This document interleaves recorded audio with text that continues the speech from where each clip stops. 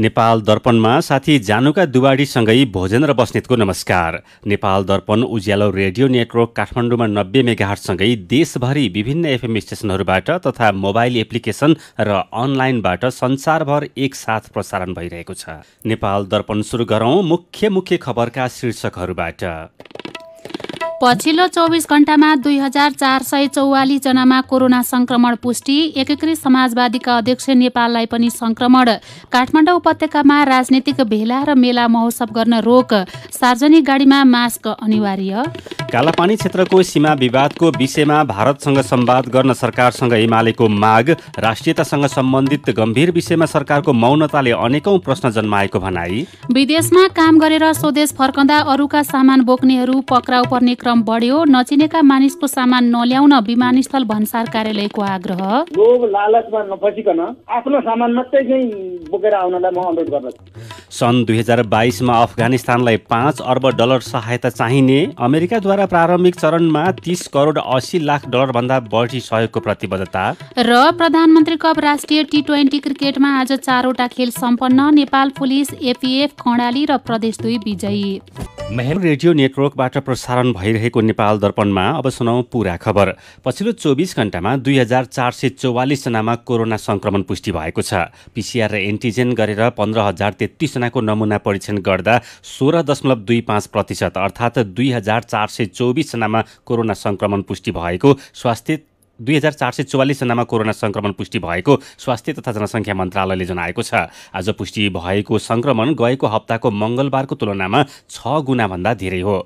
पछिल्लो केही दिनदेखि संक्रमण अत्याधिक बढिरहेको छ। बितेको 24 घण्टामा काठमाडौँ उपत्यकामा मात्रै 980 जनामा संक्रमण पुष्टि भएको छ। यस्तै पछिल्लो 24 घण्टामा 313 जना निको भएका छन्। यो सहित कोरोना संक्रमण मुक्त हुनेको संख्या 8,14,798 जना पुगेको छ।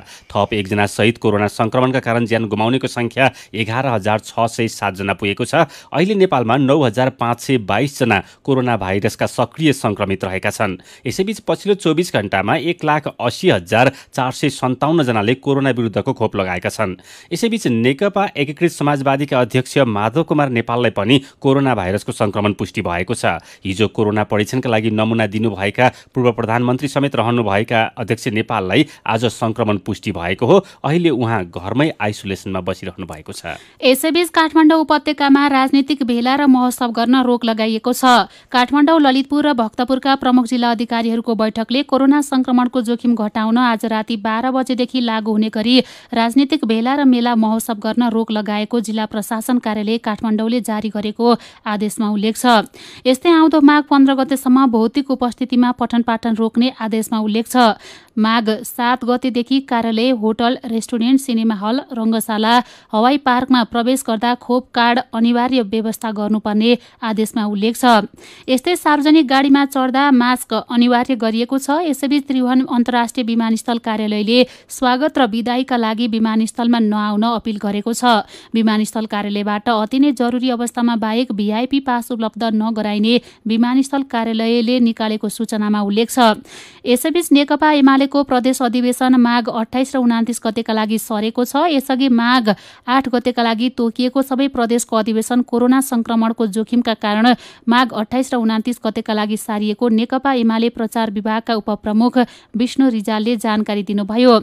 यसैबीच चीनबाट झण्डै 12 लाख डोज कोभिड विरुद्धको भेरोसेल खोप नेपाल आइपुगेको छ। एसियाली विकास बैंकको ऋण सहयोगमा भेरोसेलको 11,84,000 मात्रा खोप नेपाल आइपुगेको स्वास्थ्य सेवा विभागका आपूर्ति व्यवस्थापन शाखाका प्रमुख डाक्टर सुरेन्द्र चौरासियाले जानकारी दिनुभयो।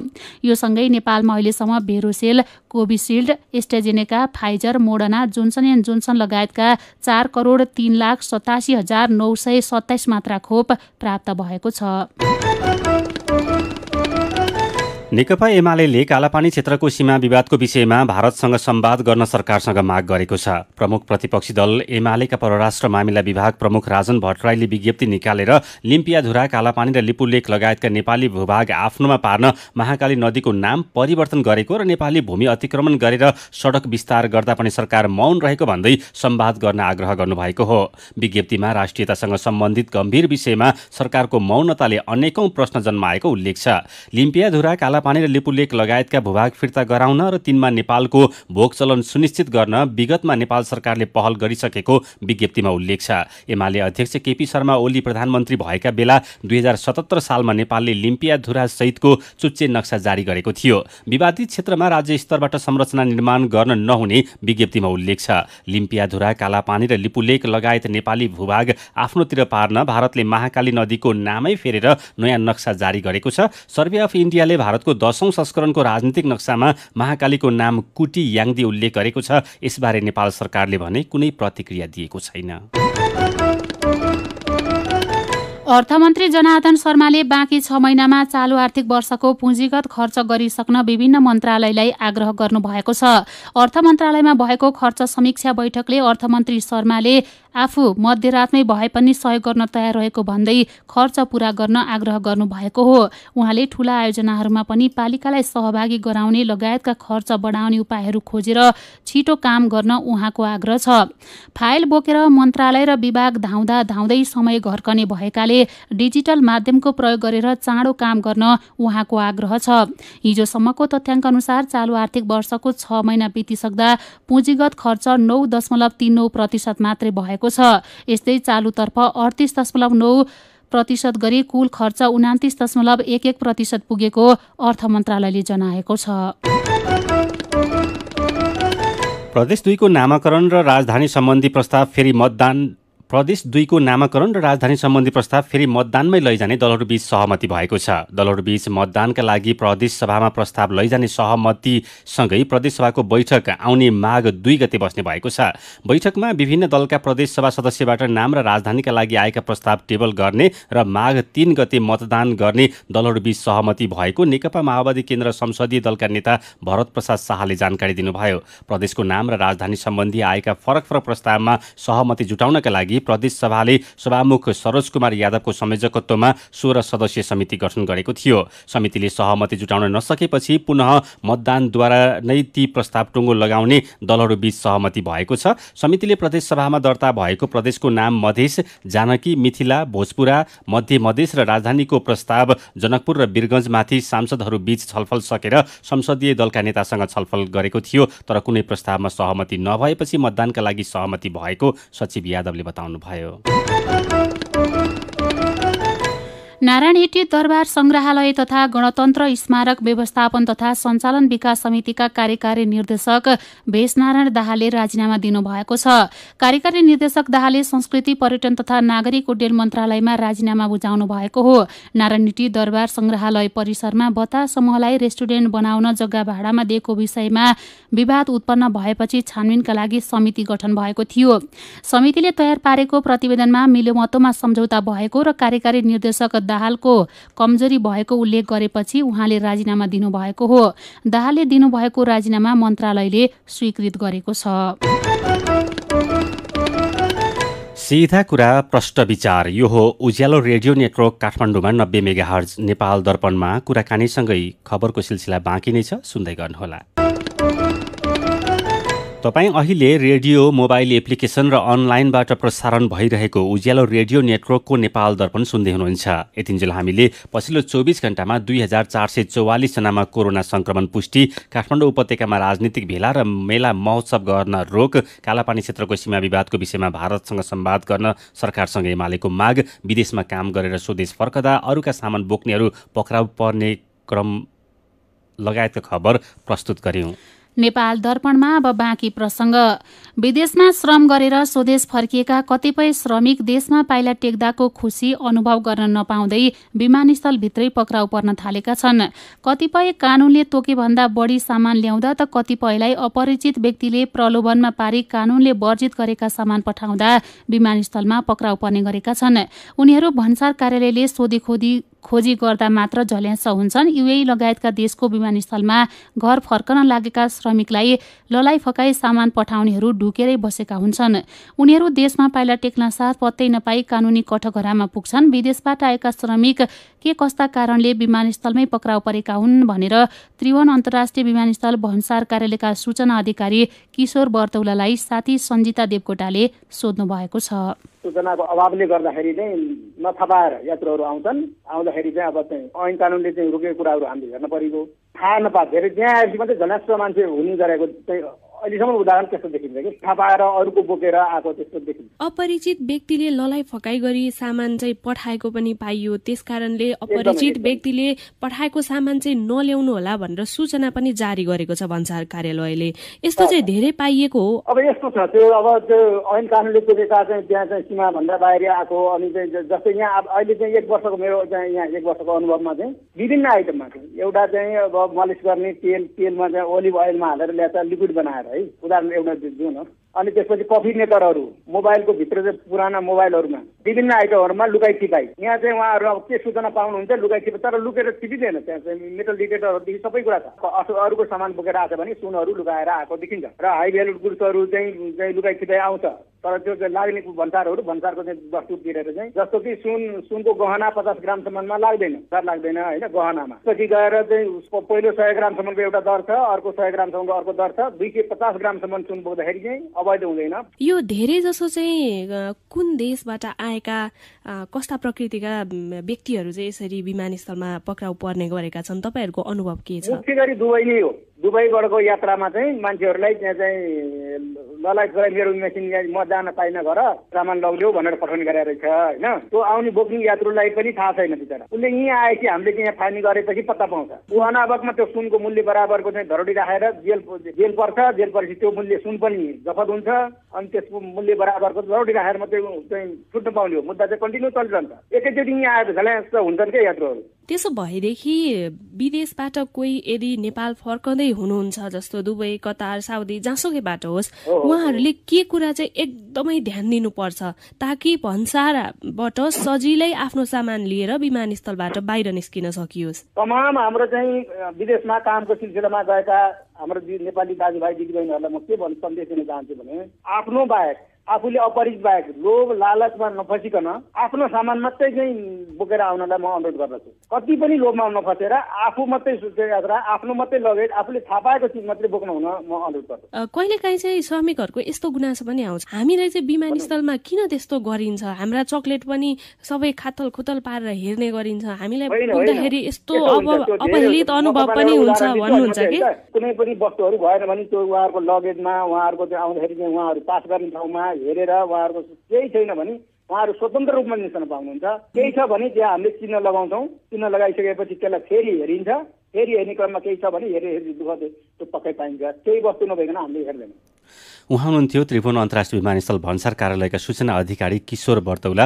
नेपाल दर्पणमा खबरकै सिलसिला। नेपालबाट हराएका 2वटा कलाकृति अमेरिकाबाट फर्काइने भएको छ। न्युयोर्कमा रहेको रुबिन म्युजियम अफ आर्टले आफ्नो सङ्ग्रहमा रहेका 2वटा कलाकृति नेपाल फर्काउन लागेको हो। न्युयोर्कमा आयोजित एक कार्यक्रममा नेपालका कार्यवाहक महावाणिज्य दूत विष्णुप्रसाद गौतम र रुबिन म्युजियम अफ आर्टका कार्यकारी निर्देशक डाक्टर जोरिट ब्रिस्कीले संयुक्त रूपमा रुबिनको स्थायी सङ्ग्रहबाट 2वटा सम्पदा नेपाल फर्काउने घोषणा गर्नुभएको हो। मालासहित उडिरहेकी अप्सरा र मूल ढोकामाथि राखिने तोरण सन् 1990 को दशकमा काठमाडौँ उपत्यकाका बिहारबाट हराएका थिए। ती कलाकृति रुबिन सङ्ग्रहालयमा सन् 2003 र 2010मा पुगेका थिए। सरकारले किसानबाट धान खरिद गर्ने मूल्य निर्धारण गरेपछि पर्साको वीरगञ्जमा रहेको खाद्य व्यवस्था तथा व्यापार कम्पनीमा धान बेच्ने किसानको भिड लागेको छ। सरकारले सोना मनसुली प्रजातिको धानको समर्थन मूल्य प्रति क्विन्टल 2,902 रुपियाँ निर्धारण गरेको छ। निजी स्तरका उद्योगले भने प्रति क्विन्टल 2,400 रुपियाँ तोकेका छन्। निजी स्तरका उद्योगी व्यापारी भन्दा बढी मूल्यमा कम्पनीले धान खरिद गर्न थालेपछि बारा र पर्साका किसानको सोना मनसुली धान बिक्री गर्ने कार्यालयमा भिड लागेका कार्यालय प्रमुख विकास कटुवालले जानकारी दिनुभयो। किसानको धानमा मिसावट नभएको पाइएपछि कार्यालयले किसानको धान मात्र खरिद गर्दै आएको हो। यस वर्ष कार्यालयले सोना मनसुली धान 15,000 क्विन्टल खरिद गर्ने लक्ष्य लिएको छ। कार्यालयले धान खरिद गरी उत्पादन गर्ने चामल गोर्खा, काठमाडौँ, पोखरा, धनगढी, नेपालगञ्ज, सुर्खेत, भैरहवामा रहेका डिपोमा पठाउने गरिएको छ। जाजरकोटमा मह उत्पादन झण्डै 90% घटेको किसानहरूले बताएका छन्। व्यावसायिक रूपमा मौरी पालन गर्दै आएका किसान मह उत्पादन घटेपछि निराश भएका छन्। नलगाड नगरपालिका वडा नम्बर 1 का हरिबहादुर पुनले गएको वर्ष 300 किलो भन्दा बढी मह उत्पादन गर्नुभएकोमा यस वर्ष भने 20 किलो मात्रै उत्पादन भएको छ। गएको असोज कार्तिक महिनामा धेरै पानी परेपछि चिउडी तथा अरू फूलको रस बगाउँदा मह उत्पादन घटेको कृषि ज्ञान केन्द्र जाजरकोटका सूचना अधिकारी टोपेन्द्र नेपालीले बताउनुभयो। जाजरकोटमा परम्परागत घार 4202, आधुनिक घार 1946, खोपी अर्थात् घरको भित्तामा 1084 गरी 7226 वटा घार छन्। यी घारमा झण्डै 91423 किलो अर्थात् 91 टन मह उत्पादन हुँदै आएको छ। लमजुङमा बन्दै गरेको सुपर दोर्दी ख जलविद्युत आयोजनाको मुख्य सुरुङको ब्रेक थ्रू अर्थात् सुरुङ छेडिएको छ। दोर्दी गाउँपालिका वडा नम्बर 6 ढोडेनीमा बन्दै गरेको 54 मेगावाट क्षमताको आयोजनाले 5.1 किलोमिटरको मुख्य सुरुङको ब्रेक थ्रू गरेको हो। आयोजनाको मुख्य सुरुङको सफलतापूर्वक ब्रेक थ्रू गरेसँगै ढलान कार्य सुरु गरिएको कम्पनीका प्रबन्ध निर्देशक केशव बहादुर रायमाझीले बताउनुभयो। अबको 4 महिनामा ढलानको कार्य पनि सकिने आयोजनाले जनाएको छ। आयोजनाको निर्माण अहिलेसम्म 85% सम्पन्न भएको निर्देशक रायमाझीले बताउनुभयो। 8 अर्ब 80 करोड रुपियाँको लगानी रहेको यो आयोजना पिपुल हाइड्रो पावर कम्पनीले निर्माण गर्दै आएको छ। 2075 सालमा निर्माण सम्पन्न हुने गरी काम अगाडि बढाइएको भए पनि पटक पटक अवधि थप्दै 2078 को असारसम्म काम सक्ने लक्ष्य राखिएको छ। सीधा कुरा प्रश्न विचार। यो हो उज्यालो रेडियो नेटवर्क काठमाडौँमा 90 मेगाहर्ज। नेपाल दर्पणमा मेरो पनि भन्नु छ सँगै खबरको सिलसिला बाँकी नै छ, सुन्दै गर्नुहोला। विभिन्न रेडियो स्टेशनबाट मेचीदेखि महाकालीसम्म र मोबाइल एप्लिकेसन तथा अनलाइनबाट संसारभरि एकसाथ प्रसारण भइरहेको नेपाल दर्पणमा तपाईँलाई फेरि स्वागत छ। अब बाँकी खबर। दाङ देउखुरी जिल्ला अदालतले देउखुरीको राप्ती गाउँपालिका वडा नम्बर 8 को सोही बचत तथा ऋण सहकारी संस्थाको रकम हिनामिना प्रकरणमा किरण भण्डारी र रुकमाङ्गत गेवालीलाई पूर्वपक्षका लागि जिल्ला कारागार घोराईमा पठाएको छ। रकम हिनामिनाको आरोपमा 50-50 लाख रुपियाँ धरौटी मागेकोमा तोकिएको धरौटी बुझाउन नसकेपछि जिल्ला कारागार घोराईमा पठाइएको हो। सहकारीका कोषाध्यक्ष रामकृष्ण पौडेलले भने 25 लाख रुपियाँ धरौटी तिरेर छुट्नु भएको छ। यस्तै राप्ती गाउँपालिका वडा नम्बर 8 मा रहेको सहकारीका शेयर सदस्यहरूले 5,27,26,692 रुपियाँ हिनामिना गरेको भन्दै 25 जना विरुद्ध मुद्दा हालेका थिए। रकम हिनामिना प्रकरणमा अदालतले यसअघि 20 जना विरुद्ध पक्राउ पूर्जी जारी गरेको थियो। काठमाडौँमा बिजुलीको तार भूमिगत गर्दा सडक पेटी खनेर अलपत्र छोडिएका कारण पैदल यात्रीलाई समस्या भएको छ। भूमिगत तारका लागि प्राधिकरणले महाराजगञ्ज वितरण केन्द्र, रत्नपार्क वितरण केन्द्र र कीर्तिपुरमा काम गरिरहेको छ, तर कामको गति सुस्त हुँदा सडकमा समस्या देखिएको छ। 25 घण्टा 26 मिनट लामो रेडियो अन्तर्वार्ता लिएर सोलुखुम्बुका पत्रकारहरू भानुभक्त निरौला र पर्यटनविद आङफिन्जो शेर्पाले विश्व कीर्तिमान बनाउनु भएको छ। पत्रकार निरौला र पर्यटनविद शेर्पाले सोलुखुम्बुबाट सञ्चालित हिमाल एफएमबाट 25 घण्टा 26 मिनट लामो रेडियो अन्तर्वार्ता लिएर यसअघि अस्ट्रेलियामा भएको रेकर्ड ब्रेक गर्दै नेपालको तर्फबाट विश्व रेकर्ड कायम गर्नु भएको हो। निरौला र शेर्पाले पेश गरेको दाबीलाई गिनिज बुक अफ वर्ल्ड रेकर्डले हिजो मान्यता दिएको हो। राष्ट्रपति विद्यादेवी भण्डारीले पृथ्वीनारायण शाहको शालिगमा माल्यार्पण गर्नुभएको छ। पृथ्वी जयन्ती तथा राष्ट्रिय एकता दिवसको अवसरमा उहाँले बिहान सिंहदरबारको पश्चिमी गेट अगाडिको शालिगमा माल्यार्पण गर्नुभएको हो। यस्तै पूर्व राजा ज्ञानेन्द्र शाह, राष्ट्रिय प्रजातन्त्र पार्टीका अध्यक्ष राजेन्द्र लिङदेन र पूर्व अध्यक्ष कमल थापाले पनि पृथ्वीनारायण शाहको शालिगमा माल्यार्पण गर्नुभएको छ। पृथ्वी जयन्तीको अवसरमा देशभर विभिन्न कार्यक्रम गरी पृथ्वी जयन्ती मनाइएको छ। लोकतन्त्रपछि सरकारले औपचारिक रूपमा पृथ्वी जयन्ती मनाउन छाडे पनि अनौपचारिक रूपमा विभिन्न कार्यक्रम हुँदै आएका छन्। यसैबीच नेपाली सेनाले एकीकरण पद यात्रा गरी गोर्खाबाट टर्च काठमाडौँ ल्याएको छ। 1779 साल पुस 27 मा गोर्खामा जन्मेका पृथ्वीनारायण शाहको यस वर्ष 300औं जन्म जयन्ती मनाइएको हो। मेरो पनि भन्नु छ। आज पृथ्वी जयन्ती एवं राष्ट्रिय एकता दिवस। राष्ट्रिय एकताका लागि दिवसको सान्दर्भिकता बारे आएका तपाईका प्रतिक्रियालाई आजको मेरो पनि भन्नु छमा समेटेका छौं। प्रकाश जमकट्यल लेख्नुहुन्छ, राजावादीले आफ्नो वीरता नसम्झौं, गणतन्त्रवादीले पराई नसम्झौं। पृथ्वीनारायण शाहलाई राजनीतिक भन्दा माथि राखौं। पृथ्वी जयन्ती तथा राष्ट्रिय एकता दिवसको शुभकामना। विष्णु गौतम लेख्नुहुन्छ, पृथ्वीनारायण शाह नभएको भए सायद हामीले स्वतन्त्रता दिवस मनाउनु पर्ने थियो। अहिलेको 7 प्रदेशभन्दा धेरै देश नै हुने थियो होला। त्यसैले हामीले पृथ्वीनारायण शाह र उहाँको योगदानलाई कदर गर्नुपर्छ। दिल्व धिमालको प्रतिक्रिया छ, हामी नेपाली र हाम्रो देश नेपाल भनेर गर्वका साथ बन्न पाउने अवसर प्रदान गर्ने पृथ्वीनारायण शाहलाई सबैले सम्मान गरौं। उहाँको योगदानको सम्झना गरी आज सार्वजनिक बिदा दिएको भए पनि उपयुक्त हुने थियो। बुद्धिबल नेउपाने लेख्नुहुन्छ, राष्ट्र र राष्ट्रियता कायम इतिहासले गर्छ। त्यसैले आज गरेका कार्य भोलि इतिहास हुने हुनाले पदीय दायित्व नैतिकवान भएर निर्वाह गरे भोलिका सन्ततिले सदा सम्झना गर्नेछन्। गम्भीर दवाडी इतिहासलाई हेरेर केही सिक्न जरुरी छ भन्नुहुन्छ।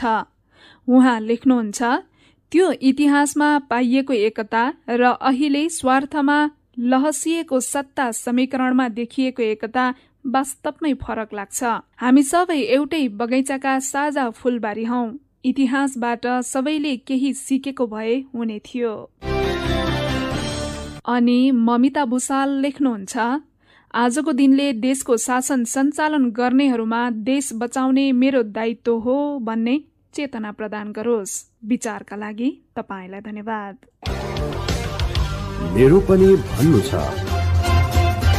मेरो पनि भन्नु छ प्रस्तुत गर्दै हुनुहुन्थ्यो साथी सुजाता सुनुवार। नेपाल दर्पणमा अब विदेशको खबर। सन् 2022 मा अफगानिस्तानलाई 5 अर्ब डलर सहायता चाहिने संयुक्त राष्ट्रसङ्घले जनाएको छ। भोक, रोग र कुपोषण जस्ता मानवीय प्रकोप रोक्न र देशको भविष्य निर्माणका लागि 5 अर्ब डलर सहायता आवश्यक रहेको संयुक्त राष्ट्रसङ्घले जनाएको छ। संयुक्त राष्ट्रसङ्घले अफगानिस्तानभित्र 4.4 बिलियन अमेरिकी डलर आवश्यक रहेको बताएको छ भने थप 623 मिलियन डलर आफ्नो सिमाना बाहिर आश्रयमा रहेका लाखौं अफगानहरूलाई सहयोग गर्न आवश्यक रहेको पनि बताएको छ। राष्ट्रसङ्घले अफगानिस्तानभित्र 2 करोड 20 लाख मानिस र 5 छिमेकी देशमा रहेका थप 57 लाख विस्थापित अफगानहरूलाई यस वर्ष अत्यावश्यक राहतको आवश्यकता रहेको बताएको छ। यसैबीच अमेरिकाले अफगानिस्तानका लागि यस वर्षको प्रारम्भिक सहायता प्याकेजमा 30 करोड 80 लाख डलरभन्दा बढी सहयोगको प्रतिबद्धता गरेको छ। यो रकमले जोखिममा परेका मानिसहरूका लागि खाना, पोषण, स्वास्थ्य सेवा सुविधा, शीतकालीन कार्यक्रम र सद सहयोग उपलब्ध गराउने अन्तर्राष्ट्रिय विकासका लागि संयुक्त राज्य अमेरिकाको नियोग USAID ले विज्ञप्ति मार्फत जनाएको छ। अगस्तको मध्यमा तालिबान कट्टर इस्लामी अफगानिस्तान आन्दोलनले अफगानिस्तानमा आफ्नो नियन्त्रण कब्जा गरेपछि मानवीय सङ्कट गहिरिँदै गएको छ। नेपाल दर्पणमा अब खेल खबर। प्रधानमन्त्री कप राष्ट्रिय T20 क्रिकेटमा आज 4वटा खेल भएका छन्। टियु क्रिकेट मैदान कीर्तिपुरमा भएको पहिलो खेल नेपाल पुलिस क्लबले जितेको छ। आर्मीले दिएको 138 रनको लक्ष्य पुलिसले 18 ओभरमा 6 विकेट गुमाएर भेट्टायो। टस हारेर पहिले ब्याटिङ गरेको आर्मी 19 ओभर 5 बलमा 137 रनमा अल आउट भएको थियो। यस्तै टियु क्रिकेट मैदान कीर्तिपुरमै भएको दोस्रो खेलमा एपीएफ क्लबले बागमती प्रदेशलाई 7 विकेटले पराजित गरेको छ। बागमतीले दिएको 126 रनको लक्ष्य एपीएफले 18.4 ओभरमा मात्र 3 विकेट गुमाएर पूरा गर्यो। यसअघि पहिले ब्याटिङ गर्दै बागमतीले निर्धारित 20 ओभरमा 8 विकेट गुमाएर 125 रन बनाएको थियो।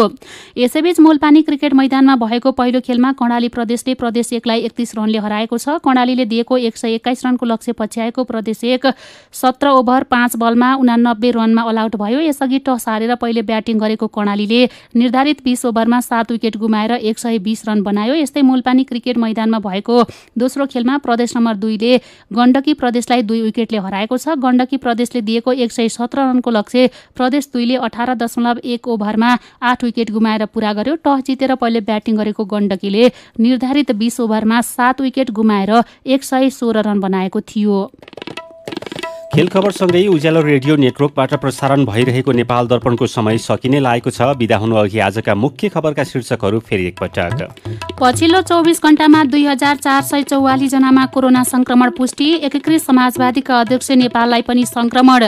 काठमाडौँ उपत्यकामा राजनीतिक भेला र मेला महोत्सव गर्न रोक। सार्वजनिक गाडीमा मास्क अनिवार्य। कालापानी क्षेत्रको सीमा विवादको विषयमा भारतसँग संवाद गर्न सरकारसँग एमालेको माग। राष्ट्रियतासँग सम्बन्धित गम्भीर विषयमा सरकारको मौन यौनताले अनेकौं प्रश्न जन्माएको भनाई। विदेशमा काम गरेर स्वदेश फर्कँदा अरूका सामान बोक्नेहरू पक्राउ पर्ने क्रम बढ्यो। नचिनेका मानिसको सामान नल्याउन विमानस्थल भन्सार कार्यालयको आग्रह। सन् 2022 मा अफगानिस्तानलाई 5 अर्ब डलर सहायता चाहिने अमेरिकाद्वारा प्रारम्भिक चरणमा 30 करोड 80 लाख डलर भन्दा बढी सहयोगको प्रतिबद्धता। र प्रधानमन्त्री कप राष्ट्रिय T20 क्रिकेटमा आज 4वटा खेल सम्पन्न। नेपाल पुलिस, एपीएफ, कर्णाली र प्रदेश 2 विजयी। आजको नेपाल दर्पण सकिएको छ। प्रविधिमा साथ दिने साथी सङ्घर्ष विष्टसँगै हामी जानुका दुवाडी र भोजेन्द्र बस्नेत पनि बिदा हुन्छौँ। कोरोना विरुद्धको खोप लगाउन छुट्नु भएको छ भने आफ्नो ओढामा सम्पर्क गर्नुहोला। नमस्कार।